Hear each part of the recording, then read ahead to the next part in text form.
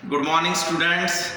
आज के लेक्चर में हम लोग NaCl का क्रिस्टल स्ट्रक्चर पूरा डिटेल में पढ़ेंगे। बेटा हम लोगों ने यहाँ पे टाइटल दिया हुआ है पैकिंग इन आयोनिक कंपाउंड यानी AB टाइप। AB टाइप यानी क्या? NaCl। जैसा आपने यहाँ पे लिखा हुआ है NaCl और रॉक सॉल्ट टाइप स्ट्रक्चर। अब NaCl का डिटेल स्ट्रक्चर समझने से आपके बहुत से कंसेप्ट भी क्लियर होंगे। अब हम लोग देखते हैं NaCl का स्ट्रक्चर कैसा है। बेटा ऐसा मैं पहले सिंपल एक क्यूब बना लेता हूं, यानी ये क्या हुआ, एक यूनिट सेल हुआ क्रिस्टल का। जो एक पूरा मेटल है उस मेटल का एक यूनिट सेल पहले मैंने ले लिया, सिंपल वाला, ठीक है ना। यहां पे कॉर्नर पे एटम्स अरेंज कर दिए, 8 एटम। तो ये क्या होता है आपका सिंपल क्यूबिक सेल। अगर इसके फेस पे भी एक एक एटम दे दिया जाए तो ये क्या हो गया आपका FCC structure, face centred cubic structure. अगर एक सामने की तरफ एक फेस रहेगा उसका एक एटम, जो पीछे की तरफ होगा उसका एक एटम। तो ये हो गया कौन सा स्ट्रक्चर आपका FCC स्ट्रक्चर या क्यूबिक क्लोज पैक स्ट्रक्चर, ठीक है ना। फेस सेंटर्ड यानी फेस के सेंटर पे भी एटम है, कॉर्नर पे तो 8 एटम्स है ही है, इसके साथ साथ फेस के सेंटर पे भी एक एक एटम है, तो 6 फेस है। अब देखना हम लोग कौन सा स्ट्रक्चर पढ़ रहे हैं, NaCl। सो Na पॉजिटिव और Cl नेगेटिव बनेंगे। ये Na क्या हुआ आपका पॉजिटिव और Cl नेगेटिव। बेटा Na का साइज छोटा होता है तो ये स्मॉल साइज दिखाया हमने, और Cl नेगेटिव बड़ा साइज होता है, इसको मैं ऐसे दिखा रहा हूं। सो जनरली क्या होता है, जो बड़ा साइज रहता है वो मेन बिल्डिंग या मेन स्ट्रक्चर, उसके मेन पिलर्स या तो कॉलम्स बनाता है। जैसे Cl नेगेटिव यहाँ पर बड़े साइज का है तो ये मेन स्ट्रक्चर बनाएगा। तो मेन स्ट्रक्चर यानी क्या, ये बोला पूरा FCC structure. So FCC structure is formed by the Cl minus, क्योंकि Cl माइनस का साइज क्या है, बड़ा। जिसका साइज बड़ा रहता है वो मेन स्ट्रक्चर बनाता है, यानी मेन स्ट्रक्चर यानी FCC स्ट्रक्चर। यानी कॉर्नर पे Cl माइनस रहेंगे और फेस पे भी Cl माइनस रहेंगे, यानी Cl माइनस यहाँ पे भी है, Cl माइनस यहाँ पे भी है। जितने भी 8 कॉर्नर्स है तो 8 कॉर्नर पे Cl माइनस होंगे, और जितने भी 6 फेस पे है, फेस के सेंटर पे, वहां पे भी 6 Cl माइनस रहेंगे। समझा आता। सो मेन बिल्डिंग बनाया बड़े एटम ने, और बड़े एटम ने जो बिल्डिंग बनाया उसमें जो स्पेस बचती है, वॉइड यानी एम्प्टी स्पेस यानी गैप जो बनती है, उन गैप में जाकर आपका पॉजिटिव आयन बैठता है, क्योंकि इसकी छोटी साइज होती है। मेन बिल्डिंग किसने बनाया, बड़े वाले एटम ने, और इनके वजह से जो एटम की गैप बनी, उन गैप को आप triangular void, tetrahedral void, octahedral void कहते हो। उन वॉइड में यानी एम्प्टी स्पेस में या जहां जहां गैप बनती है, उन गैप में जाके छोटा एटम बैठेगा, और यहां छोटा एटम तुम्हारा पॉजिटिव एटम है यानी Na पॉजिटिव। सो Na पॉजिटिव का एटम छोटा है, ये कहां पर जाके बैठेगा, गैप में। समझा इतना। सो पहला पॉइंट आपका क्लियर है कि मेन FCC स्ट्रक्चर बनाता है बड़ा atom that is Cl negative, और इसके वजह से जो गैप बनती है उन गैप में बैठेगा छोटा एटम यानी Na पॉजिटिव। यहां तक सबको क्लियर हो गया बेटा। अब गैप कौन से टाइप की बनती है, तो बेटा इसी में टेट्राहेड्रल वॉइड भी बनती है और ऑक्टाहेड्रल वॉइड भी बनती है। अब ये ऑक्टाहेड्रल वॉइड कहां दिखाई देती है और टेट्राहेड्रल वॉइड कहां पर दिखाई देती है। सो वॉइड यानी टेट्रा और ऑक्टा। सो ऑक्टाहेड्रल और टेट्राहेड्रल वॉइड। अब आप ध्यान रखना, ऑक्टाहेड्रल वॉइड हमेशा जैसे 3 एटम्स लिए मैंने पहले लेयर के, और इसके ऊपर और 3 एटम्स को रख दिया, यानी ये ऐसे। सो पहले लेयर के 3 एटम, उसके ऊपर सेकंड लेयर के 3 एटम रख दिए, तो यहां पे एक वॉइड स्पेस तैयार होती है, क्योंकि पहले एटम की लेयर ये तैयार करता है बेटा ट्रायंगुलर वॉइड। तो ये 3 थे तो इनकी वजह से ये ट्रायंगुलर वॉइड बनी थी, एम्प्टी स्पेस। और इसके ऊपर और मैं अगर 3 एटम्स और रख दूं, उसके ऊपर से ये एक हो गया, ये दूसरा हो गया और ये तीसरा हो गया। सो 3 एटम नीचे के जिसमें ट्रायंगुलर वॉइड थी, ऊपर से 3 एटम, उनकी भी ट्रायंगुलर वॉइड, और उन दोनों की वजह से वहां स्पेस जनरेट होगी, उसे कहते हैं ऑक्टाहेड्रल वॉइड। सो ऑक्टाहेड्रल वॉइड कभी भी 6 एटम से बनते हैं, 3 नीचे के और 3 उसके ऊपर के। तो इससे आपकी ऑक्टाहेड्रल वॉइड बनती, इसकी स्पेस ज्यादा रहती है as compared to tetrahedral void. और टेट्राहेड्रल वॉइड कैसे बनते हैं, जैसे 3 एटम हुए पहले लेयर के, ये पहले लेयर के 3 एटम, और ये हो गया उसकी ट्रायंगुलर वॉइड, और एग्जैक्ट ट्रायंगुलर वॉइड पे ही आपने 1 एटम रख दिया। सो नीचे के 3 एटम और उसके ऊपर 1 एटम रख दिया, तो टोटल एटम कितने हो गए, 4। और ये 4 एटम की वजह से यहाँ पे जो स्पेस जनरेट होगी वो यानी आपकी टेट्राहेड्रल वॉइड। सो टेट्राहेड्रल वॉइड 4 एटम से बनती है, इसका कोऑर्डिनेशन नंबर 4 रहता है। वही ऑक्टाहेड्रल वॉइड 6 एटम से बनता है, 3 नीचे का 3 ऊपर का। सो इसका कोऑर्डिनेशन नंबर बराबर 6 रहता है। इतना समझा, यानी नंबर ऑफ नियरेस्ट एटम्स। ठीक है, अब तो बेटा ये जो टेट्राहेड्रल कहां दिखाई देगा और ऑक्टाहेड्रल कहां पर दिखाई देगा इन ए यूनिट सेल, वो हमको समझना है। जैसे ये आपका यूनिट सेल हुआ, तो ये जो उसका एज होता है, इस एज के सेंटर पे एग्जैक्टली यहां बनता है आपका ऑक्टाहेड्रल वॉइड। सो ये जो ऑक्टा बताया मैंने, ये ऑक्टा कहां बनेगा, एज के सेंटर पर, एज के सेंटर पर, ये ऐसे यहां पर बनते जाएगा आपका ऑक्टाहेड्रल वॉइड। बराबर ध्यान देना बेटा सभी। यूनिट सेल में टेट्राहेड्रल वॉइड भी है और ऑक्टाहेड्रल वॉइड भी है। ऑक्टाहेड्रल वॉइड कहां पर दिखाई देगी, एज के सेंटर पे। यहां पे टोटल एज कितने हैं, तो ये ऊपर वाले 4, नीचे वाले 4 और ये वर्टिकल वाले 4। सो टोटल कितने हुए, 12। सो 12 एजेस के सेंटर पर यहां पर ऑक्टाहेड्रल वॉइड बन रही है। ठीक है, क्लियर। इसके अलावा एग्जैक्ट सेंटर पर भी एक ऑक्टाहेड्रल वॉइड बनती है।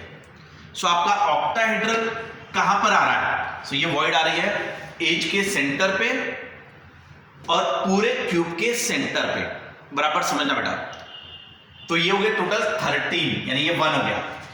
ये ऑक्टाहेड्रल वॉइड कहां पर है, एग्जैक्टली एट द सेंटर, ये फुल्ली इसी के अंदर है। ठीक है, और ये जो है वो एज के सेंटर पे। नाउ आपका जो Cl नेगेटिव है वो बड़ा था, तो वो यहां पर था, और Na पॉजिटिव था, वो छोटा साइज का था, तो ये बराबर यहां वॉइड स्पेस में आके वो बैठेगा। अब क्लियर है बेटा यहां तक। नाउ जो टेट्राहेड्रल वॉइड होती है वो कहां पे दिखाई देती है, यूनिट सेल में।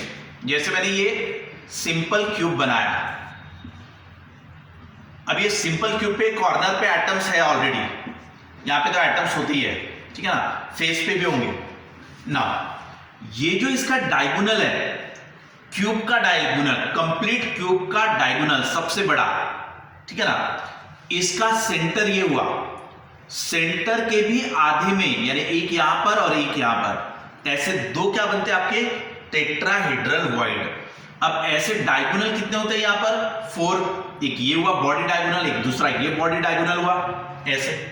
वैसे ये 3rd बॉडी डायगोनल, ये 4th बॉडी डायगोनल। सो बराबर जो बॉडी डायगोनल है वो 4 है, और 4 बॉडी डायगोनल, सो एक बॉडी डायगोनल के 2 तरफ टेट्राहेड्रल वॉइड बनते हैं। सो ऐसे आपके टेट्राहेड्रल वॉइड भी बनते हैं 8। समझ में, ये टेट्राहेड्रल वॉइड का लोकेशन है। आपको बेटा मेन चीजें याद रखना है कि टेट्राहेड्रल का लोकेशन और ऑक्टाहेड्रल का लोकेशन। चलो एक बार बता दूंगा, सिंपल क्यूब में दोनों भी वॉइड स्पेस तैयार हो रही है, ऑक्टा भी तैयार हो रहा है, टेट्रा भी तैयार हो रहा है। ऑक्टा वॉइड कहां पर रहती है, तो एज के सेंटर पे, तो 12 जगह पे रहेगी, 12 सेंटर, और एक बॉडी के सेंटर पे। समझा, ये हो गया आपका ऑक्टाहेड्रल वॉइड। सो ये ऑक्टाहेड्रल वॉइड में कौन जाके बैठ रहा है, Na पॉजिटिव। इसमें टेट्राहेड्रल वॉइड नहीं है क्या, है, लेकिन उसमें एक भी Na पॉजिटिव आयन नहीं है। ठीक है, so only octahedral void is occupied by the Na। Tetra को ऑक्यूपाई नहीं कर रहा है ना, क्योंकि ये टेट्रा वाले वॉइड में Na पॉजिटिव क्यों नहीं जा रहा है, वो ऑक्टा में ही क्यों जा रहा है, क्योंकि टेट्रा का स्पेस कम होता है, ऑक्टावॉइड का स्पेस थोड़ा ज्यादा होता है। सो ऑक्टा की जो स्पेस है उसमें बराबर Na पॉजिटिव आ जाता है, जबकि जो टेट्रा वाली वॉइड स्पेस थी, एम्प्टी स्पेस, उसमें आपका Na पॉजिटिव नहीं आ सकता। समझ में आ रहा है? इसीलिए सिर्फ ऑक्टाहेड्रल वॉइड को ही Na पॉजिटिव ऑक्यूपाई करेगा, टेट्रा को ऑक्यूपाई नहीं करेगा। और बेटा टेट्रा का लोकेशन क्या बताया था मैंने, और एक बार देख लेना। ये आपका सिंपल क्यूब है, इसका जो बॉडी डायगोनल रहता है, जैसे ये वाला बॉडी डायगोनल, ये उसका सेंटर हुआ, तो सेंटर से लेके और ये कॉर्नर से लेके इनके बीच में, यानी ये वाला, यहां पे बनती है एक टेट्राहेड्रल वॉइड और एक बनता है यहां पे। सो बॉडी डायगोनल में दो टेट्राहेड्रल वॉइड बनते हैं। तो ऐसे जितने भी आप डायगोनल लोगे, जैसे ये 1 हो गया, ये 2 हो गया, ये 3 हो गया, ये 4 हो गया, सो इसको 4 डायगोनल रहते हैं। सो चारों डायगोनल पे 2 2 2, यानी ऐसे 8 टेट्राहेड्रल वॉइड बनते हैं, लेकिन उसमें ये नहीं जाएगा, फिट नहीं होगा। क्लियर? नेक्स्ट, अब आपको इतना समझ में आ गया, हम किसका स्ट्रक्चर पढ़ रहे थे बेटा? NaCl का। NaCl बोले तो कौन? आयोनिक कंपाउंड, क्योंकि ये Na पॉजिटिव और Cl निगेटिव होता है। सो Na पॉजिटिव और Cl निगेटिव, तो ये आयोनिक कंपाउंड हुआ। Na का साइज छोटा है, तो छोटा है तो वो कहां पर जाके बैठेगा? वॉइड स्पेस में, ठीक है ना। और Cl निगेटिव बड़े साइज का है, तो ये क्या करेगा? मेन बिल्डिंग ये बनाएगा, यानी मेन स्ट्रक्चर ये बनाएगा। तो अब हमने ये क्यूबिक सेल ले लिया। बेटा कौन सा स्ट्रक्चर है ये? FCC स्ट्रक्चर, ठीक है। FCC स्ट्रक्चर यानी cubic close pack structure. FCC structure यानी क्यूबिक क्लोज पैक। ये मेन एटम्स यहां पर आएंगे, ठीक है, और ये फेस के सेंटर पे भी आएंगे मेन एटम्स, 2 सामने और 2 पीछे रहेंगे। ये कौन हो गया आपके? Cl minus. और वॉइड स्पेस कहां पर तैयार हुई? यहां पर। यहां कौन आएगा? Na पॉजिटिव, और यहां पे भी आएगा Na पॉजिटिव। तो ये पूरे हो गए Na पॉजिटिव के लोकेशन। समझा? अब आपके एग्जाम के क्वेश्चन, अब आपको एक क्वेश्चन पूछा जाएगा, find the coordination number for Na positive and Cl negative. इनका कोऑर्डिनेशन नंबर निकालना है। सो बेटा coordination number for Na positive कितना होगा बताओ, ठीक है। Na पॉजिटिव कहां है अपना? ये वाला है।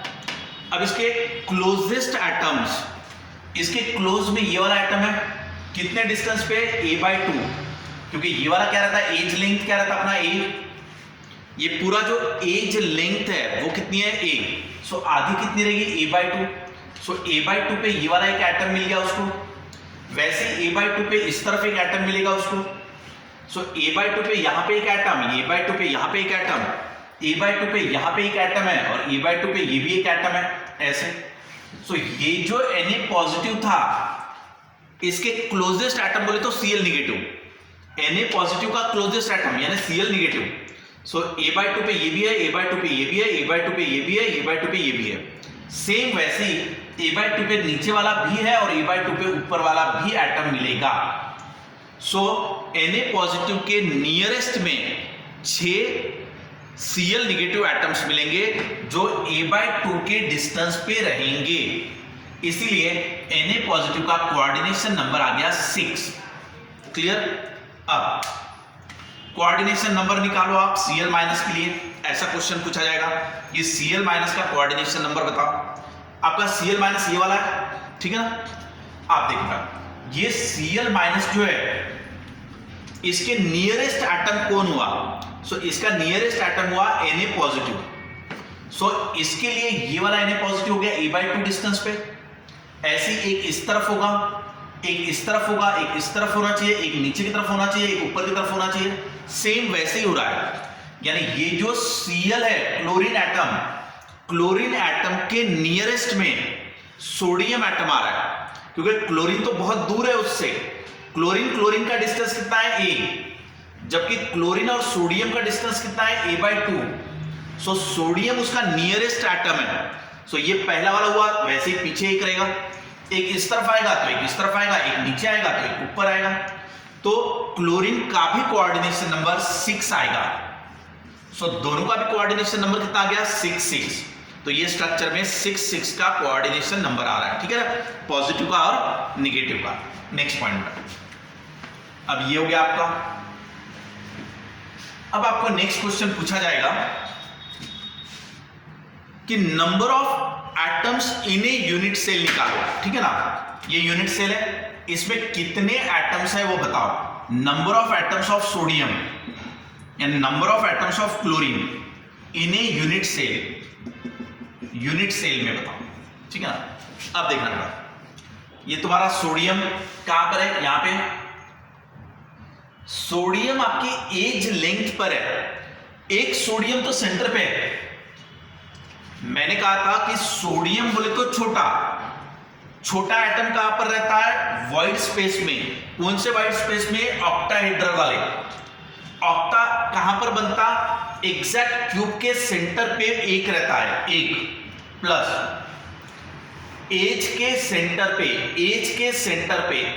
सेंटर पे भी होता है ऑक्टाहेड्रल वॉइड, जहां पे Na पॉजिटिव है। इसमें एज कितने हैं? 1 2 3 4, 1 2 3 4, यानी ऊपर के 4 नीचे के 4, और ये वर्टिकल वाले 2, ये वर्टिकल वाले 2, यानी टोटल एज होते हैं 12। सो 12 एज होते हैं, वहां पे 12 एटम्स है। लेकिन ये जो एटम है एज वाला, ये कितने यूनिट सेल से घिरा हुआ है? तो इसके इस तरफ एक यूनिट सेल होगा, ऐसा वाला।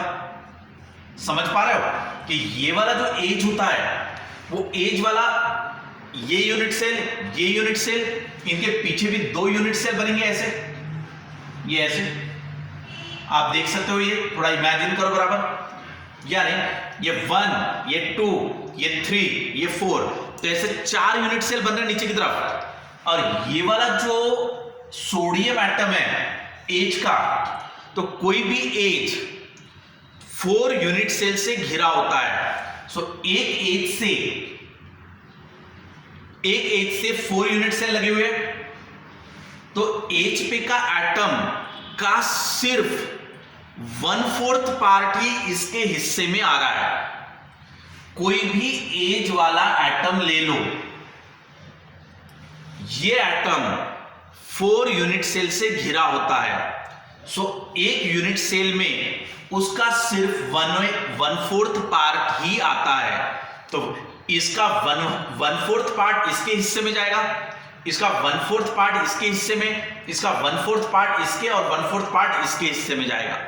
सो वहां दिखने के लिए भले 12 एटम्स दिख रहे होंगे, क्योंकि जितने भी एज है वो एज पे 12 एटम दिखाई दे रहे हैं, लेकिन उनका 1/4 पार्ट ही इस यूनिट सेल के हिस्से में आ रहा है। तो ये कितना हुआ? 3। सो एज पे दिखने के लिए भले 12 एटम्स दिखे सोडियम के, बट एक्चुअल में इफेक्टिव नंबर ऑफ एटम्स कितने हैं? सिर्फ 3 ही एटम्स है जो एज के इसके हिस्से में आ रहे हैं। और एक जो एटम सेंटर पर है सोडियम का, वो पूरी तरीके से उसी का है। जो सेंटर वाला सोडियम एटम है वो 100% उसी यूनिट सेल का है। तो वो हो गया 1, तो सेंटर वाला 1 और एज के मिला के 3। सो टोटल सोडियम एटम कितने हुए? 4। So number of sodium atom ये बन गया हमारे 4। समझो बेटा। सेम उसी तरीके से क्लोरीन के भी एटम्स निकालोगे आप।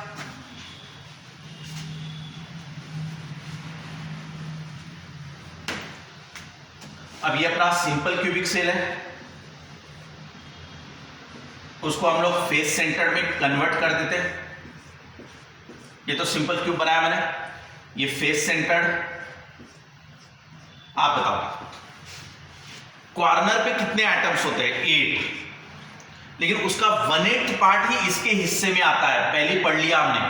सो उसका 1/8 पार्ट यानी कितना हुआ? 1। सो कॉर्नर पे दिखने के लिए भले 8 एटम्स दिखते होंगे, लेकिन एक्चुअल में उनका सिर्फ 1/8 पार्ट ही इसके हिस्से में आता है, इसीलिए ओवरऑल मिला के यहां पे एक ही एटम है कॉर्नर का, ठीक है ना। वैसे फेस वाला जो एटम होता है वो 2 यूनिट सेल से घिरा होता है, एक नीचे वाला और एक ऊपर वाला यूनिट सेल, जैसे आप बना लो ये ऐसे। अब देख लो बेटा, तो ये वाला जो होता है इसका 50% आता है नीचे की तरफ, ये 50% नीचे की तरफ, और इसका 50% जाता है ऊपर वाले की तरफ। सो फेस वाला एटम 50% ही इसके हिस्से में आता है। फेस पे टोटल एटम कितने हैं? 6, क्योंकि 6 फेस होता है उसको, 1 2 3 4 5 6, तो 6 फेस के एटम, लेकिन उनका सिर्फ आधा आधा हिस्सा ही इस यूनिट सेल के हिस्से में आएगा, तो बचेगा कितना? 3। तो बेटा 3 एटम हो गए फेस के और 1 एटम हो गया कॉर्नर का। So total number of atoms कितने हुए? 4। सो आपके क्लोरीन के भी एटम्स 4 ही है। सो यहां पे 4 एटम्स आ गए सोडियम के और 4 एटम्स आ गए क्लोरीन के। क्लियर?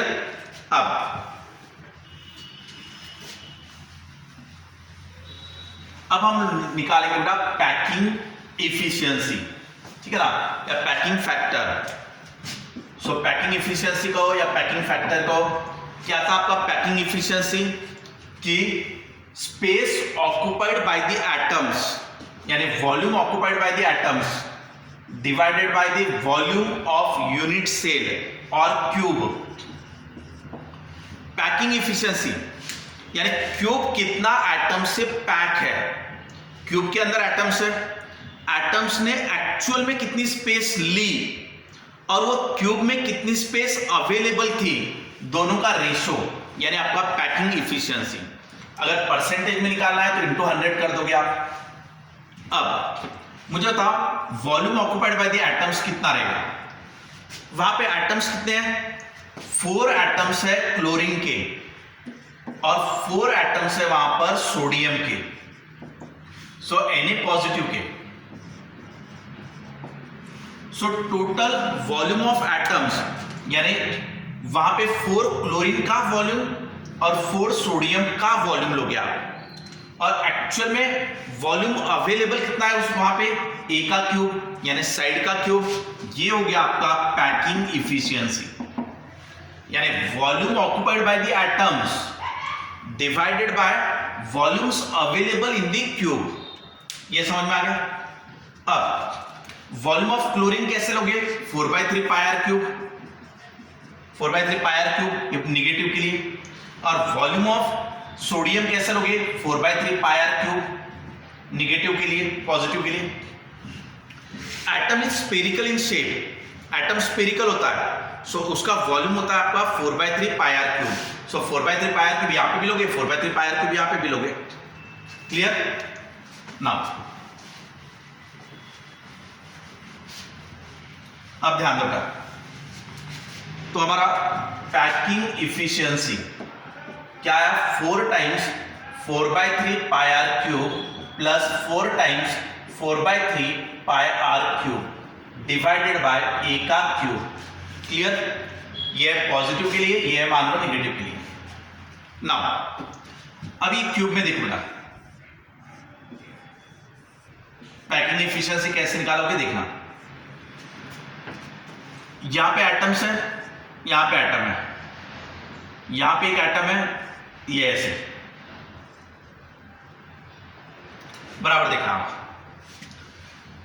ये वाले एटम को मैंने ऐसे दिखाया, तो इसकी रेडियस बनी R निगेटिव क्लोरीन एटम का। ये वाले एटम को मैंने ऐसे दिखाया, इसका भी रेडियस बना R निगेटिव क्लोरीन एटम है, और ये बीच में है सोडियम एटम, और ये सोडियम एटम का रेडियस होगा RR, सो ये 2R पॉजिटिव। बराबर ध्यान देना, कॉर्नर का क्लोरीन एटम, ठीक है ना, ये कॉर्नर का क्लोरीन एटम और ये बीच में अपना sodium atom. So sodium atom का रेडियस यानी 2R सोडियम का, ये क्लोरीन का रेडियस, ये क्लोरीन का रेडियस, तो यहां पे 2R positive plus 2R negative ऐसा हो गया। ये R निगेटिव, ये R निगेटिव, ये R पॉजिटिव, ये R पॉजिटिव, ये दो रेडियस है सोडियम के, और ये रेडियस है क्लोरीन की, और ये पूरा मिला के आ रहा है एज लेंथ। एज लेंथ क्या था आपका? A। सो आपका R positive plus R negative equal to कितना आ गया तुम्हारा A/2। ये ध्यान दो बराबर, क्लियर। इसके अलावा अब लेता हूं मैं डायगोनल वाला, ठीक है ना। चलो इधर ध्यान दो अच्छे से। अब बेटा ये वाला है मेरा Cl नेगेटिव, क्लोरीन नेगेटिव, ये वाला। यहां पे B है मेरा क्लोरीन नेगेटिव और यहां पे B है मेरा क्लोरीन का एटम। सो ये क्लोरीन की रेडियस R नेगेटिव, यहां पे भी क्लोरीन की रेडियस 2R नेगेटिव और ये वाली भी क्लोरीन की रेडियस R नेगेटिव। सो यहां से लेके यहां तक 4 टाइम्स R नेगेटिव आ रहा है, क्योंकि ये R, ये 2R और ये R, ये डायगोनल यानी ट्वाइस द रेडियस। और ये वाला डिस्टेंस होता है मेरा √2a। क्या रहता है मेरा ये √2a, क्योंकि ये वाला साइड क्या है a, ये वाला साइड क्या है a, तो ये क्या बनेगा √2a। Diagonal by Pythagoras theorem वो आता है √2a। अब a इक्वल टू कितना आ जाएगा फिर 4R/√2 ऐसा आ जाएगा। अब बेटा 4 को क्या लिख सकते हो आप 2 × 2 और 2 को क्या लिख सकते हो √2 × √2। सो ये √2 × √2R हो गया। यहां से √2 कैंसिल हुआ, यानी a इक्वल टू कितना मिला 2√2R नेगेटिव। समझा बेटा। अब ये एक ही जगह पर मैं ये रख सकता हूं, एक ही जगह पे ये पुटअप कर देंगे हम लोग, देखना बराबर। सो एक ही जगह पर 2√2R नेगेटिव उसका क्यूब ऐसा रख देंगे हम लोग, क्लियर ना। अब देखो यहां से 4 को कॉमन निकालो, यहां से भी 4 को कॉमन निकाल दो, तो ये पूरा का पूरा 4 बाहर आ गया आपका ऐसे। और यहां का 2 का क्यूब उसमें का एक 4 बाहर निकाल दो, यानी ये 8 आ जाएगा। 8 को कर दो 4 × 2, ये ऐसा। अब ये 4 इस 4 से कैंसिल हो जाएगा, समझा इतना। अब यहां का एक 4 बाहर निकाल दो, ये वाला भी 4 ये ऐसे बाहर निकाल दिया, ठीक है ना। सो ये कैंसिल होगा तो यहां क्या बचेगा आपका 2 बचेगा, समझा इतना। यहां से 3 भी कॉमन निकाल दो, 2/3 बाहर आ गया, बराबर ध्यान रखो बेटा 2/3। पाई को भी बाहर निकाल दो, सो ये 2 पाई बाहर निकल गया, ये वाला इतना ही बचा, ये समझा इतना। अब बेटा √2 का क्यूब यानी 2√2, यानी ये हो गया तुम्हारा 2√2, ये ऐसा हो गया। अब यहां से ये 2 को कैंसिल कर दो, तो ये 2 कैंसिल हो गया आपका। इसके बाद क्या बचेगा आपका π/3√2, पाई डिवाइडेड बाय 3√2 इतना बचा। और ये इससे डिवाइड करो, ये इससे डिवाइड करो, सो ये R positive divided by R negative का क्यूब, और ये प्लस में आ जाएगा और ये कैंसिल होकर 1 बचेगा। सो ये हो गया मेरा पैकिंग इफिशियंसी, क्लियर। सो इस तरीके से मैंने पैकिंग इफिशियंसी निकाला। क्या है बेटा वो pi divided by 3√2 R positive by R negative का क्यूब प्लस 1, क्लियर। नेक्स्ट, अब इसमें R positive by R negative इसकी वैल्यू आपको जनरली पता रहती है। टेट्राहेड्रल के लिए कितना, ऑक्टाहेड्रल के लिए कितना, क्यूबिक वॉइड के लिए कितना, तो ये वैल्यू पता रहती है, उस वैल्यू को आप यहाँ पे पुट अप कर सकते हो, ठीक है बेटा। तो आज के लिए इतना ही। आज हमने पूरा NaCl का क्रिस्टल स्ट्रक्चर पढ़ा। NaCl का स्ट्रक्चर किस चीज का था, FCC स्ट्रक्चर था। मेन स्ट्रक्चर कौन बनाता है, बड़ा एटम। बड़ा एटम यानी कौन सा था, क्लोरीन। छोटा एटम क्या था, सोडियम। हमारा स्ट्रक्चर क्या है, NaCl। सो Na छोटा था, Cl बड़ा था। Cl ने बढ़ाया मेन स्ट्रक्चर यानी FCC स्ट्रक्चर। और सोडियम था आपका छोटा, जो छोटा था वो कहा जाएगा वॉइड स्पेस में। वॉइड स्पेस कौन सी थी, ऑक्टा थी, टेट्रा थी, ठीक है ना। बट सोडियम का साइज किसको मैच करता है, ऑक्टाहेड्रल वॉइड को। सो वो ऑक्टाहेड्रल वॉइड को फिलअप करता है। सोडियम का और क्लोरीन का दोनों का कोऑर्डिनेशन नंबर कितना आया था, 6 आया था, वो हमने एक्सप्लेन किया हुआ है, ठीक है ना। सोडियम के नंबर ऑफ एटम्स और क्लोरीन के नंबर ऑफ एटम्स कितने आए थे यूनिट सेल में, 4 सो 4 सोडियम के एटम, 4 क्लोरीन के एटम्स आ रहे हैं एक यूनिट सेल में इफेक्टिवली। सो 4 क्लोरीन का वॉल्यूम और 4 सोडियम का वॉल्यूम, यानी टोटल वॉल्यूम ऑफ एटम्स हो गया in a unit cell divided by volume of cube, यानी कितनी जगह एटम ने ली डिवाइडेड बाय कितनी जगह क्यूब में अवेलेबल थी, वो यानी क्या पैकिंग इफिशियंसी, उसको कैलकुलेट करके फाइनली आपका आंसर कितना आएगा, ये वाला आएगा। ठीक है, पॉजिटिव और नेगेटिव का रेशियो आपको पहले से ही पता रहना चाहिए। क्लियर बेटा, इतना आप लोग अच्छे से प्रैक्टिस करो, हम लोग आगे के स्ट्रक्चर भी पढ़ेंगे। ये हमने पैकिंग इन आयोनिक कंपाउंड पढ़ा, ये EB टाइप का पढ़ा। अगली क्लास में हम लोग A2B स्ट्रक्चर या AB2 स्ट्रक्चर ऐसे वाले भी पढ़ेंगे। ठीक है, बाय बेटा।